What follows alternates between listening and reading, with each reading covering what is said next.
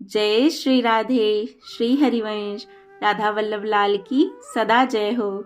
चलिए भगवान की कृपा की एक बड़ी ही प्यारी सी कथा श्रवण करते हैं। एक राजा था, उसका मंत्री भगवान का भक्त था। कोई भी बात होती तो वो बस यही कहता कि भगवान की बड़ी कृपा हो गई।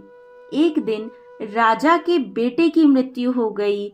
मृत्यु का समाचार सुनते ही मंत्री बोल उठा, भगवान की बड़ी कृपा हो गई।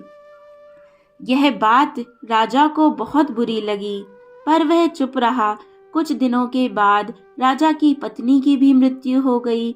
मंत्री ने कहा, भगवान की बड़ी कृपा हो गई। राजा को गुस्सा आ गया, पर उसने गुस्सा पी लिया, कुछ बोला नहीं। एक दिन राजा के पास एक नई तलवार बनकर आई। राजा अपनी अंगुली से तलवार की धार देखने लगा तो धार बहुत तेज होने के कारण चट उसकी उंगली कट गई। मंत्री पास ही खड़ा था, वह बोला, भगवान की बड़ी कृपा हो गई। अब राजा के भीतर जमा गुस्सा बाहर निकला और उसने तुरंत मंत्री को राज्य से बाहर निकाल जाने का आदेश दे दिया और कहा कि तुम मेरे राज्य में नहीं रह सकते और कभी मेरे राज्य का अन्न जल ग्रहण मत करना। मंत्री बोला, भगवान की बड़ी कृपा हो गई। मंत्री अपने घर पर नहीं गया, साथ में कोई वस्तु भी नहीं ली और राज्य के बाहर निकल गया। कुछ दिन बीत गए। एक बार राजा अपने साथियों के साथ शिकार खेलने के लिए जंगल गया। जंगल में एक सुअर का पीछा करते करते राजा बहुत दूर घने जंगल में निकल गया। उसके सभी साथी बहुत पीछे छूट गए। वहां जंगल में डाकुओं का एक दल रहता था। उस दिन डाकुओं ने काली देवी को एक मनुष्य की बलि देने का विचार किया था। संयोग से डाकुओं ने राजा को देख लिया। उन्होंने राजा को पकड़कर बांध दिया। अब उन्होंने बलि देने की तैयारी शुरू की।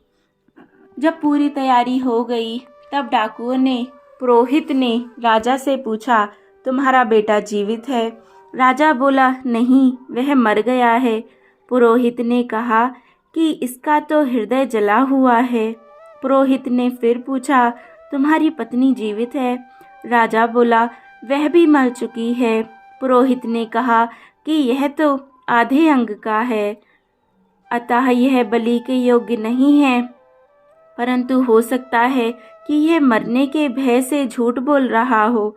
पुरोहित ने राजा के शरीर की जांच की तो देखा उसकी उंगली कटी हुई है। पुरोहित बोला, अरे यह तो अंग भंग है, बलि के योग्य नहीं, छोड़ दो इसको। डाकुओं ने राजा को छोड़ दिया। राजा घर लौटा। लौटते ही उसने अपने आदमियों को आज्ञा दी कि हमारा मंत्री जहाँ भी हो उसको तुरंत ढूंढकर हमारे पास लाओ। जब तक मंत्री वापस नहीं आएगा तब तक हम अन्न जल ग्रहण नहीं करेंगे। राजा के आदमियों ने मंत्री को ढूंढ लिया और उसे तुरंत राजा के पास वापस चलने की प्रार्थना की। मंत्री ने कहा, भगवान की बड़ी कृपा हो गई। मंत्री राजा के सामने उपस्थित हो गया। राजा ने बड़े आदर पूर्वक मंत्री को बिठाया और अपनी भूल पर पश्चाताप करते हुए जंगल वाली घटना सुनाकर कहा कि पहले मैं तुम्हारी बात को समझा नहीं, अब समझ में आया कि भगवान की मेरे पर कितनी कृपा थी। भगवान की कृपा से अगर मेरी अंगुली ना कटती तो उस दिन मेरा गला कट जाता, परंतु जब मैंने तुम्हें राज्य से निकाल दिया तब तुमने कहा कि भगवान की बड़ी कृपा हो गई। तो वह क्या कृपा थी, यह अभी तक मेरी समझ में नहीं आया।